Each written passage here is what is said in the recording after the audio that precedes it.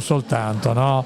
Non deve rimanere uno slogan, bisogna poi portare queste parole veramente nella pratica comune, nella pratica di tutti i giorni. Ecco, noi siamo attive sul territorio da oltre 10 anni, dal 2013, e la nostra mission è quella di diffondere la Carta dei diritti della bambina, perché lo consideriamo uno strumento di accelerazione del processo di emancipazione della donna.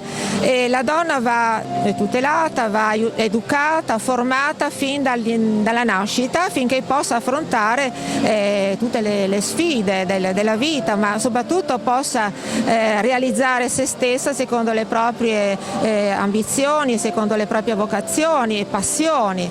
E noi abbiamo un volume, no? Però le volevo chiedere questo, no? Lasciamolo in favore di telecamera, però lei ha detto Carta dei diritti della bambina, perché vorrei ricordare ci sono anche casi, e non pochi, di violenza, no? Su queste giovani donne. Sì, certo, ma ecco, non dobbiamo limitarci però a pensare solamente ai casi di violenza che purtroppo che subiscono le bambine in tutto il mondo, ma anche a quei casi di violenza di cui le bambine sono vittime inermi e inconsapevoli all'interno delle stesse mura domestiche. O addirittura quando in una stessa famiglia c'è ancora quel tipo di mentalità patriarcale, un po' maschilista, per cui si predilige più il figlio maschio, perché è quello che porta avanti il nome o anche l'azienda, piuttosto la femmina.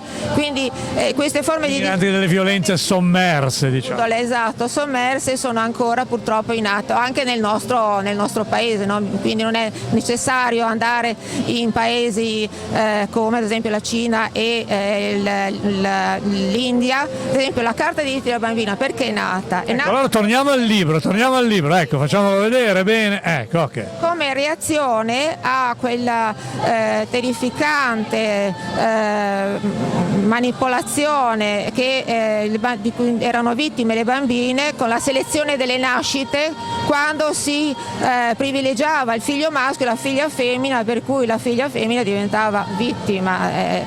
È nata proprio a seguito di questa terribile denuncia che è stata fatta nella conferenza delle donne a Pechino nel 1995.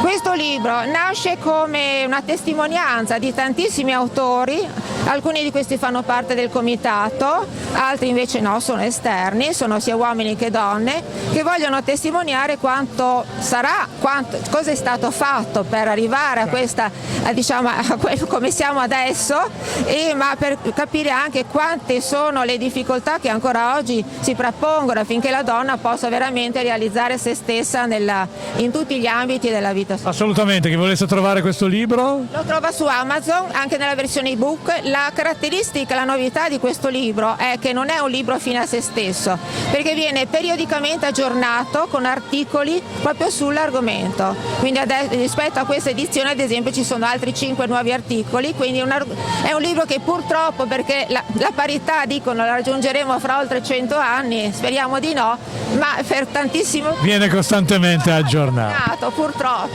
Grazie. Grazie a voi.